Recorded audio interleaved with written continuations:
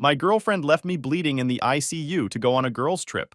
Then I showed her what non-refundable really means. All right, Reddit, buckle up because this one still makes my blood pressure spike just thinking about it. I'm finally ready to tell the whole story, and trust me, the ending is worth it. I'm Johnny, 32 years old, project manager for one of the biggest commercial construction firms in Chicago. I've been doing this for 11 years, started as a grunt hauling rebar at 21, worked my way up through every certification and license you can name. I make good money, real good. We're talking $147,000 base, plus bonuses that push me over $180,000 in a solid year. I say this not to brag, but because it matters later, when you see how this woman treated me like I was disposable. I'd been with Mia for 2 years, met her at a friend's birthday party, thought she was the most beautiful woman I'd ever seen. 5'6", long dark hair, these green eyes that seemed to change color depending on the light. She had this laugh that made you want to keep making jokes just to hear it again. She worked as a receptionist at a dental office, made about $38,000 a year, which was fine. I never cared about money when it came to relationships. What mattered to me was loyalty, respect, and showing up when it counts. The first 6 months were great, really great. She was attentive, affectionate, always texting me sweet things during the day. I thought I'd hit the jackpot. The red flags started around month 8, right after she moved in. She'd complain about my work hours, even though those hours paid for everything. She'd get annoyed when I was too tired for plans after a 12-hour shift. She started making comments about how her friends' boyfriends were more present. Then the financial stuff crept in. First, it was her car. She'd been driving a beat-up 2011 Corolla. Fair enough. But instead of getting something practical, she fell in love with a brand new Mazda CX-5, the fully loaded one.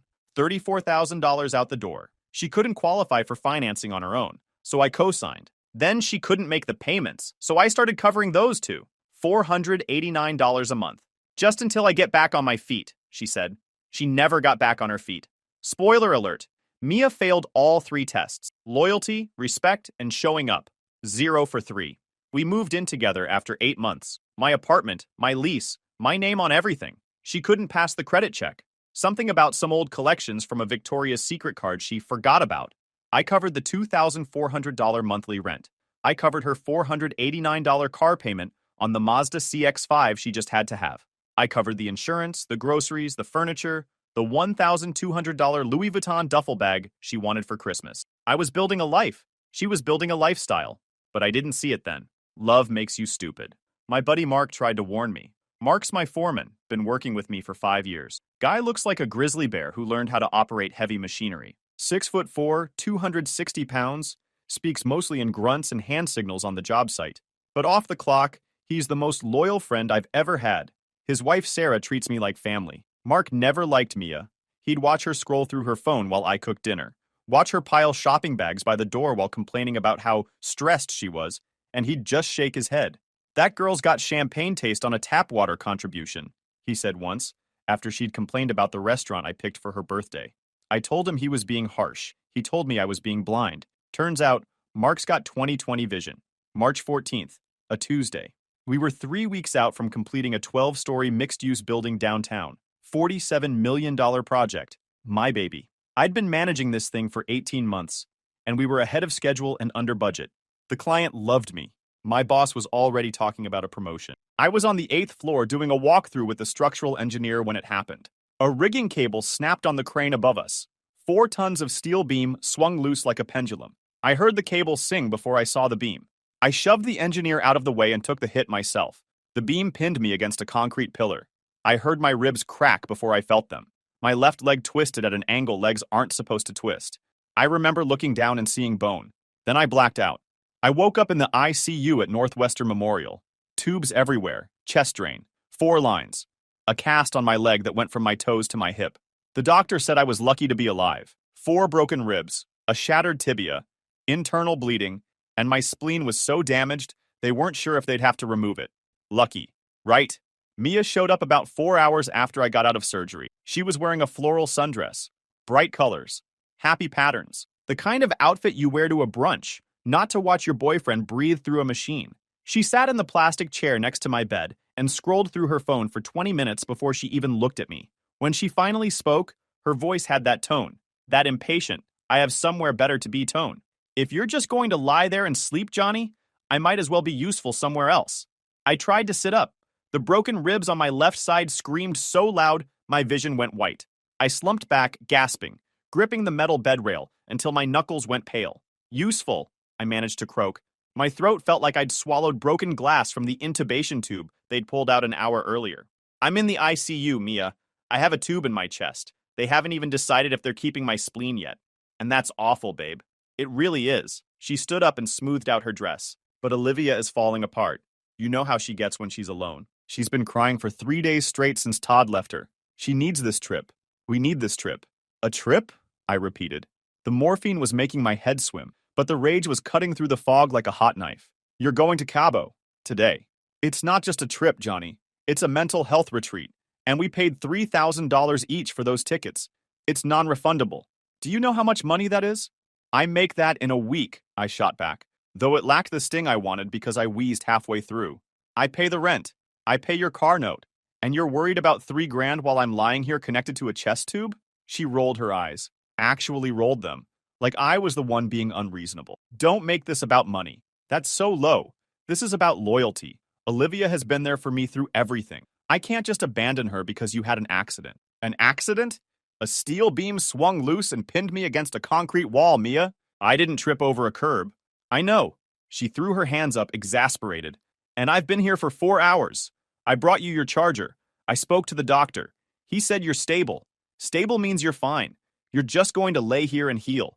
I can't heal your bones by staring at you. She checked her phone. A text popped up. Probably Olivia waiting in the Uber downstairs. Look, she said, her voice softening into that fake customer service tone she used when she wanted something. I'll be back in 5 days. That's it. Less than a week. By the time I get back, you'll probably be discharged and we can watch movies at home.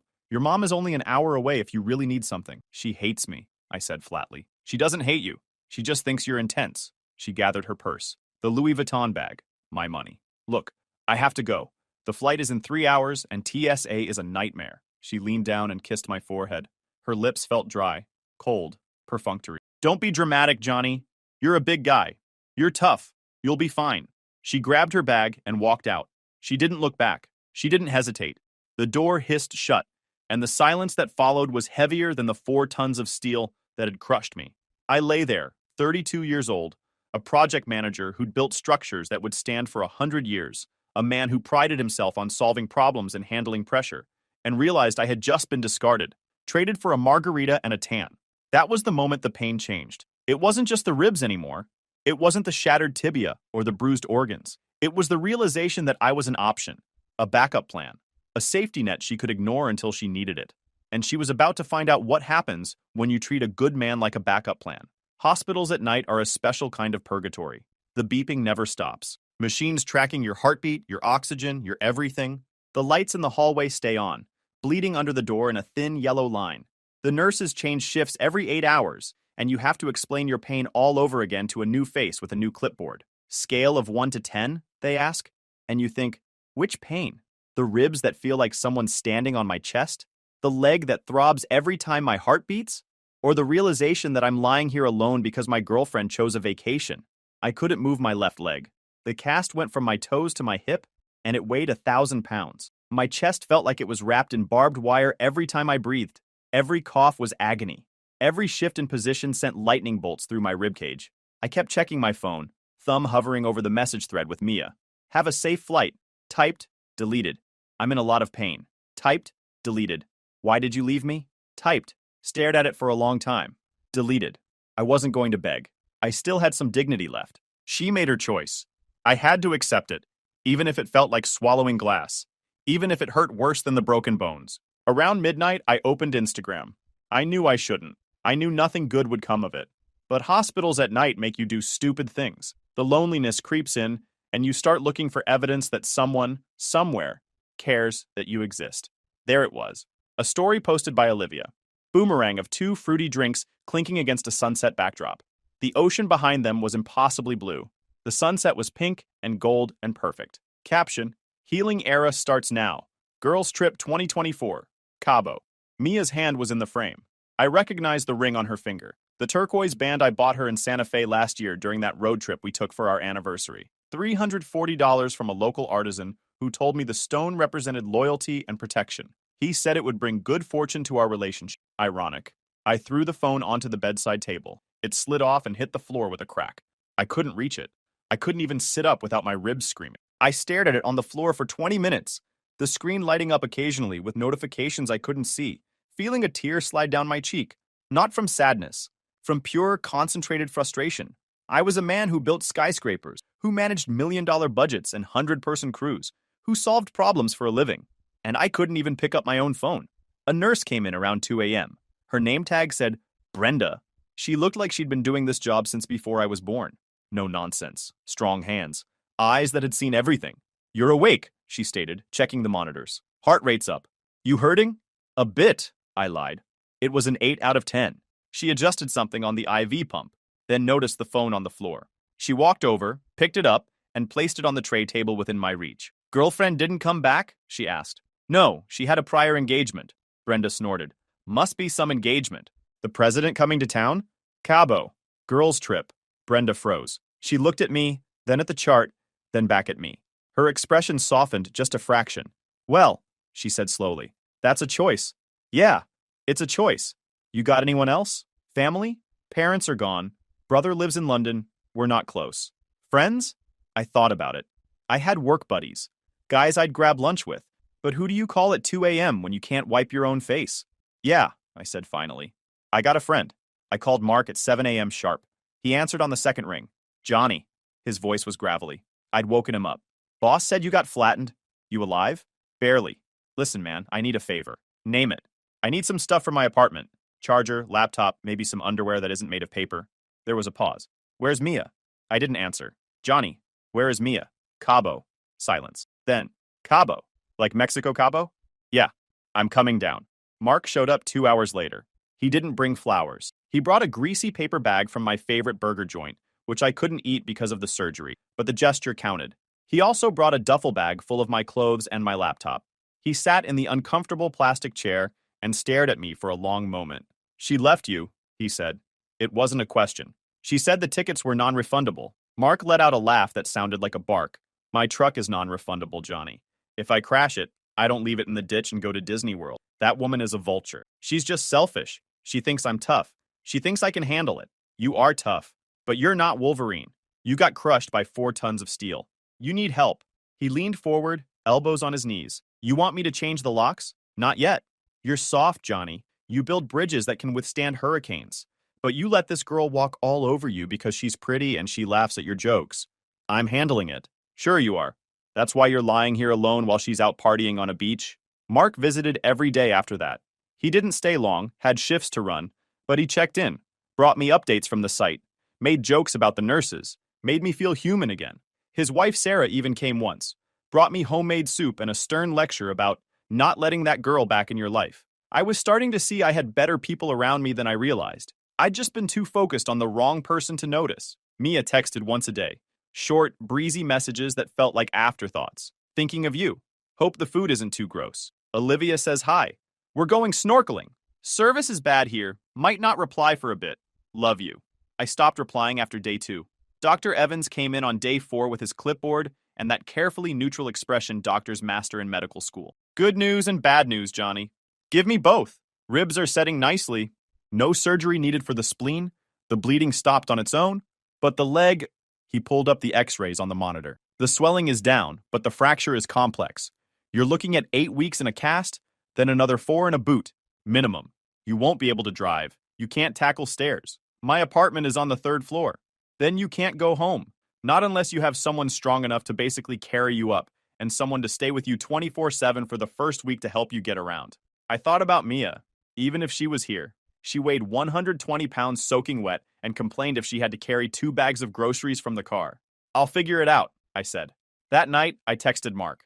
Doc says I can't do stairs. I need a place to crash for a week or 2 once I'm out. His reply came back instantly. Spare room is yours. Sarah's already making a casserole. She's excited to badmouth Mia to your face. I smiled. It was the first time I'd smiled in 4 days. Mia came back on a Tuesday, exactly 1 week after the accident. I was still in the hospital, scheduled for discharge the next morning. I was sitting up, eating the rubbery eggs they served for lunch, when she breezed through the door. She looked great. Tan, glowing, hair lighter from the sun. She brought the smell of coconut lotion and duty-free perfume into the sterile room. Babe! She dropped her bags and rushed over, trying to hug me. I held up a hand. Careful. Ribs. She stopped, pouted, and settled for patting my good arm. God, I missed you so much. It was awful being away while you were like this. Looked terrible on Instagram, I said flatly. That catamaran looked grueling. She stiffened. I was trying to make the best of a bad situation. Olivia needed cheering up. Is Olivia okay? Did she survive the trauma of being single for a week? You don't have to be sarcastic. It was hard for me too. I was worried sick. Were you? Because you didn't call. You didn't. You texted 3 times in 6 days. The service was spotty. You posted 14 stories, Mia. The service seemed fine for uploading 4K video of parasailing. She stepped back, crossing her arms. The tan lines on her shoulders stood out against her white top. Okay, so you're going to be like that? I get it. You're cranky. You've been cooped up, but I'm here now. I'm ready to take care of you. I'm getting discharged tomorrow, I said. Great. I'll drive us home. I bought some scented candles to get the hospital smell out of your clothes. I'm not going home. She paused. What? I can't do stairs. Doctor's orders. And since you're the only one at the apartment, and you can't lift a suitcase, let alone a grown man, I can't stay there. So where are you going? Mark's place. He has a guest room on the first floor. Mark? Your Harry Foreman friend? You're going to stay with him instead of me? He offered. You were in Mexico.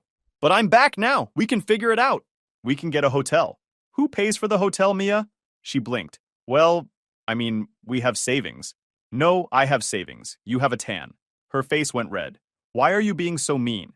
I came here straight from the airport. I didn't even go home to shower. You want a medal? I shifted, the pain in my leg flaring up, but I pushed through it. I needed to say this while I had the nerve. You left me, Mia. I was bleeding internally. They weren't sure if I was going to keep my spleen. And you left to go party with Olivia because you didn't want to lose $3,000. You did the math. You looked at me lying in this bed, looked at the money, and picked the money. That is not fair. It was a mental health thing. Stop saying that, I snapped.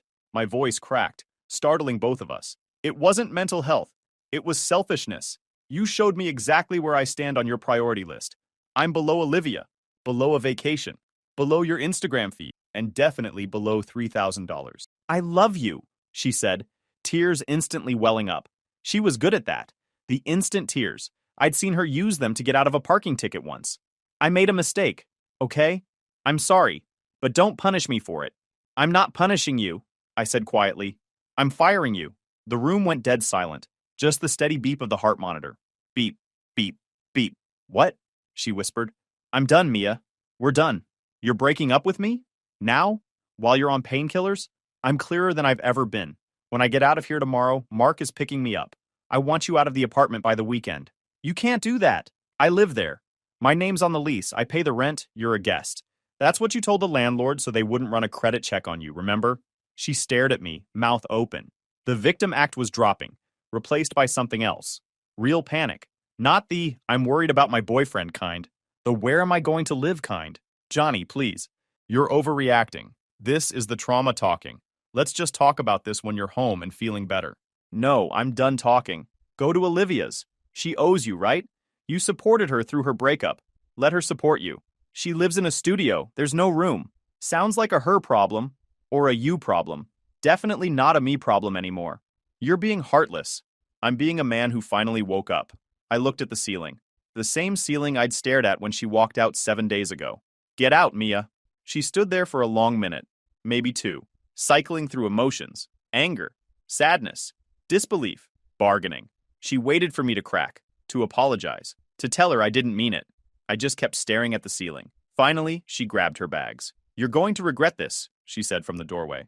You're going to realize you threw away 2 years over one mistake. I realized I wasted 2 years on a mistake. Goodbye, Mia. She stormed out. The door hissed shut behind her. And for the first time since the accident, I took a deep breath that didn't hurt. The next 6 weeks were brutal but honest. I stayed at Mark's place. Their house was a modest 3-bedroom ranch in the suburbs. Nothing fancy, but it was home. Mark and Sarah had been married for 12 years. No kids, just 2 dogs named Chunk and Brutus, who immediately adopted me as their new favorite human. The spare room on the first floor had its own bathroom and a window that looked out onto the backyard.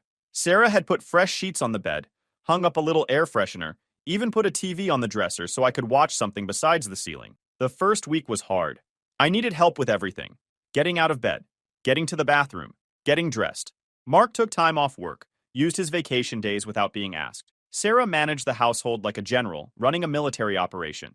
Meal schedules, medication schedules, physical therapy exercises. She even printed out a chart and taped it to the fridge. "You're worse than a patient," I told her once. "You're a warden. Wardens get results," she said. "You want to walk again or not?" Mark and I spent evenings watching sports and playing cards. Poker mostly. Penny stakes. He'd crack jokes about my pathetic attempt to use crutches, about how the hospital gown looked better than my usual wardrobe, about how I'd finally grown a spine, even if my real spine was still held together with prayers and ibuprofen. I lost about $14 to him over those 6 weeks. Worst investment of my life, but also the best. The firm was amazing too. Full disability coverage kicked in immediately. $4,800 a month while I recovered. Plus, they held my position, even promoted me on paper, so I'd come back to a better title and a 15% raise. My boss called once a week to check in. Said the site wasn't the same without me. The guys on the crew took up a collection, gave me a card signed by everyone with $600 cash inside. I tried to refuse it. Mark said, "Take the money, idiot. You saved Ray's life. That engineer would be dead if you hadn't shoved him out of the way." I hadn't thought about it that way, but I took the money. "Almost dying on the job has its perks," Mark said dryly. Mia tried to contact me. Text messages turned into essays, filled with excuses and justifications and requests that ranged from reasonable to ridiculous. "I miss you. I'm staying on Olivia's couch and my back hurts. Can we just get coffee? I promise I'll pay you back for the trip money." "You're being unreasonable. Everyone thinks so. I talked to your coworker Dave. He says you're different now." Cold. I blocked her number on day 3 at Mark's place. Blocked her on Instagram, on Facebook. Blocked Olivia too for good measure. Clean break. No loose ends. No opportunities for her to worm her way back in with sad eyes and empty promises. But she wasn't done trying. About 2 weeks in, I got a text from an unknown number. "This is Mia's sister. She's really struggling. You should talk to her." I blocked that number too. Then emails started coming. Long, rambling essays about how I was punishing her for one mistake, and how 2 years should count for something, and how she gave up so much to be with me. I forwarded them all to a folder labeled evidence in case I ever needed them for a restraining order. Never replied to a single one. About a month after the accident, I went back to the apartment. Mark drove. He brought 2 other guys from the crew, big guys named Pete and Darnell who owed me favors. I was still on crutches, couldn't carry anything, but I wanted to be there, wanted to see it with my own eyes. The place was a disaster. Mia had moved out, technically, but she hadn't cleaned. There were stains on the carpet that weren't there before. Trash overflowing from the bin. The fridge had old food rotting in it. She'd taken the TV, which I paid $1,400 for. Took the coffee maker, took the nice sheets, left the cheap stuff. "Classy," Mark said, looking at the empty spot on the wall where the 65-inch used to be. "Let her have it," I said, leaning on my crutches. "Consider it a severance package." I found a note on the kitchen counter. Her handwriting. Dramatic cursive. "I hope you're happy. You ruined everything because you couldn't handle me having a life. You're going to die alone, Johnny." I crumpled it up, tore it in half for good measure, and threw it in the trash with the rest of the garbage she'd left behind. We loaded up my stuff, the important things, my tools, my clothes, the photo albums from my parents, my grandfather's watch. Everything that actually mattered fit in the back of Mark's truck. I called the landlord that afternoon, told him I wasn't renewing the lease. He asked if I wanted to try to get my security deposit back, despite the damage. "How much damage?" I asked. He paused. "There's some stains on the carpet, and the bathroom door has a hole in it. Looks like someone punched it." I laughed. First genuine laugh in weeks. "Keep the deposit. I don't want to deal with her." "Smart man," he said. I bought a house 2 months later. Small place outside the city, ranch style. No stairs. That was the main requirement. I never wanted to be in a position again where stairs determined where I could sleep. The house had a big yard, mature trees, a 2-car garage, and a porch that faced west, so I could watch the sunsets. 3 bedrooms, 2 bathrooms, just me. Used $60,000 from my savings for the down payment. 20% down on a $300,000 house. The mortgage was manageable, $1,847 a month, way less than I'd been paying in rent for that apartment in the city. I finally understood what people meant when they said homeownership builds wealth. Every month, part of that payment went into my own pocket instead of a landlord. I put everything in my name, the house, the utilities, my bank accounts. Learned that lesson. Never again would someone have access to something I'd built without earning it. My leg healed slowly but steadily. 8 weeks in the cast, then 4 more in the boot, just like Dr. Evans predicted. Physical therapy 3 times a week at a clinic near Mark's house. A woman named Jackie pushed me harder than any drill sergeant. Pain is weakness leaving the body, she'd say, while I grimaced through leg lifts. Also, your glutes are weak. We're fixing that too. By month 4, I was walking without crutches.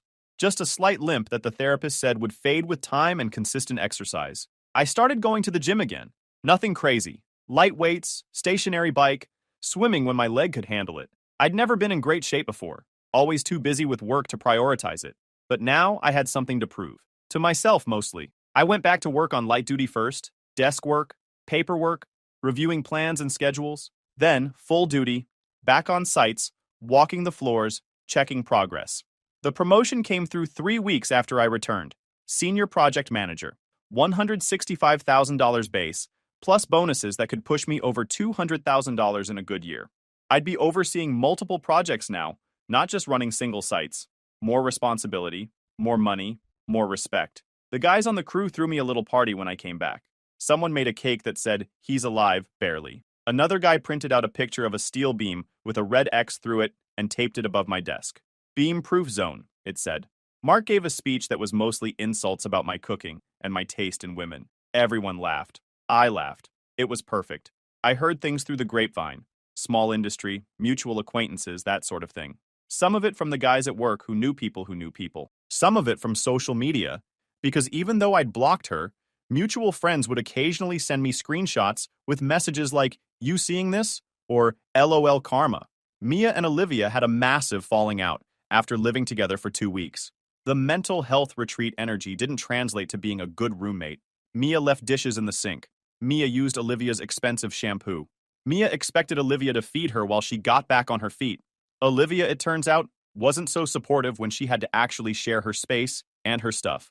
There was screaming. There was a broken lamp. Someone called the building security. Mia got kicked out with 24 hours notice.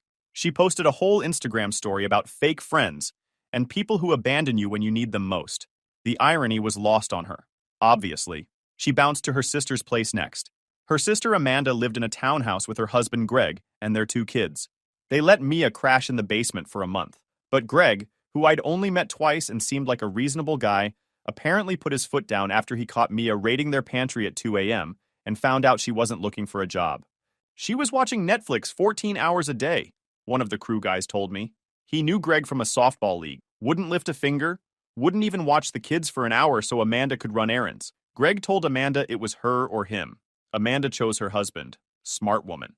Last I heard, Mia was staying with some new guy she met on a dating app. Some dude named Jason who worked in sales and had a boat. She'd moved in with him after 3 weeks of dating. Good luck to him. He'll need it. Her car got repossessed about 3 months after we split. The Mazda. The fully loaded one that she just had to have. Turns out when I stopped paying her car note, she just didn't pay it. Didn't even try to negotiate a payment plan. Didn't try to sell it. Just ignored the bills, the calls, the letters, until they came and towed it out of her new boyfriend's driveway in the middle of the day. Jason apparently didn't know she was broke. That was an interesting conversation. I felt nothing when I heard that. Not satisfaction, not pity, just nothing. Like hearing about a stranger's car trouble. That's how I knew I was really over it. But there's one detail I never told anyone. Not even Mark. It happened the day Mia came back from Cabo. The day I broke up with her. After she stormed out, Brenda came in to check my vitals. She'd been standing at the nurse's station just outside my door. She heard everything. She wrapped the blood pressure cuff around my arm and gave me a look. Not pity. Something else. Respect, maybe. Pulse is high, she said. Just had an argument. I heard, she smiled slightly. Good for you, honey. You just shed about 130 pounds of dead weight. I chuckled, but it hurt. Yeah, I guess I did. Brenda checked the monitor, wrote something down.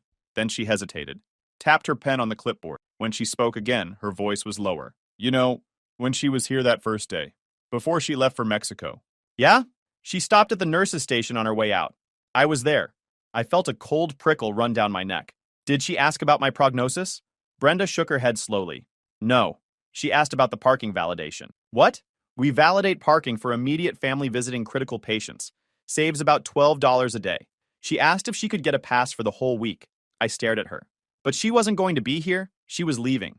I know, Brenda said, her eyes hard. I told her the pass is only for days you actually visit. You know what she asked next? Tell me. She asked if she could just take the ticket and stamp it herself for when she came back, so she wouldn't have to pay for the day she picked you up. The words hung in the air. She was haggling over $12, Brenda continued softly. While you were lying here with a tube in your chest, she wasn't worried about you. She was worried about $12. I closed my eyes. $12. She'd been willing to leave me bleeding and alone, but she wasn't willing to pay for parking. Thanks, Brenda, I whispered. No problem, sweetie. You rest now. She patted my arm gently. You got a better life waiting for you. And she was right. It's been 8 months since the accident. Last weekend, I ran into Mia at the hardware store. First time I'd seen her since the hospital. I was picking up lumber for a shed I'm building in the backyard. She was there with Jason, the boat guy. He looked exhausted. She was complaining about paint samples being too beige. She saw me first, froze in the middle of the aisle with a can of primer in her hand. Johnny? I nodded. Mia. Jason looked between us. Wait, this is the ex?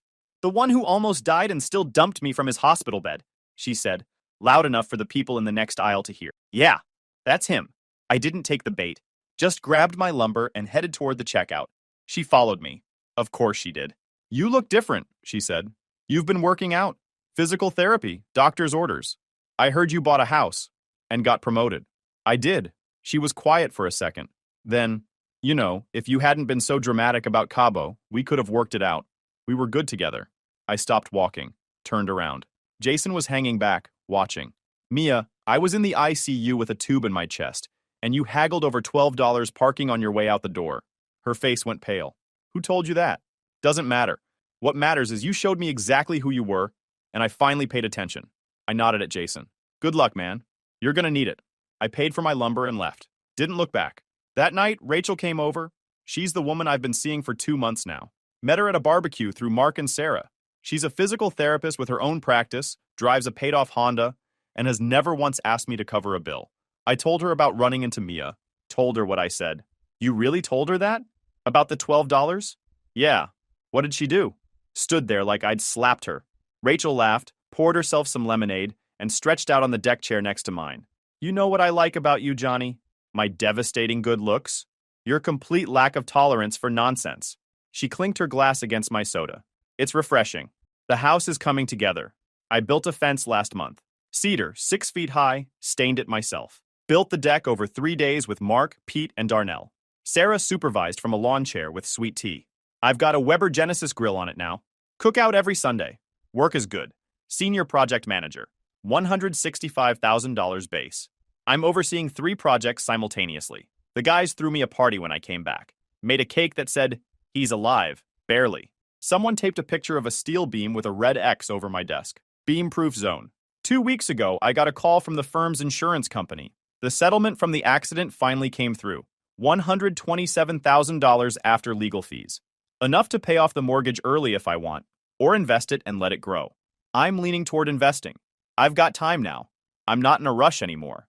Last I heard, Mia and Jason broke up 3 weeks after I saw them at the hardware store. Apparently, he found out about some credit card debt she'd racked up in his name. 30 grand. She claimed it was a misunderstanding. He didn't buy it. Kicked her out the same day. She's back on her sister's couch. Amanda took her in again, but only for 30 days. After that, she's on her own. The Mazda's long gone. Her credit's destroyed. She's 30 years old with no savings, no car, and a reputation for being the girl who left her boyfriend in the ICU for a beach trip. Me? I'm 33 with a house, a promotion, a settlement check, and a woman who brings me homemade pasta on Tuesdays because she wants to, not because she needs something. Sunday night, Rachel and I grilled steaks on the deck. Mark and Sarah came over. We played cards until midnight. I won $8. Mark accused me of cheating. Sarah said I deserved it after everything I'd been through. When everyone left, Rachel stayed to help clean up. We stood at the sink together, her washing, me drying. This is nice, she said. The dishes, the house, the yard, the friends. She handed me a plate. You built a good life here, Johnny. I'm working on it, she smiled. You're doing more than working on it. You're living it. That night, after she went home, I sat on the porch with the lights off. The crickets were loud. The stars were out. My leg didn't hurt anymore. 8 months ago, I was lying in a hospital bed, alone, watching my girlfriend's vacation photos on Instagram while I tried to pick my phone up off the floor. Now I've got a house, a career, friends who show up, and a woman who stays to do dishes. Some things really are non-refundable. Guys, we are so close to hit 100,000 subscribers on this channel. If you are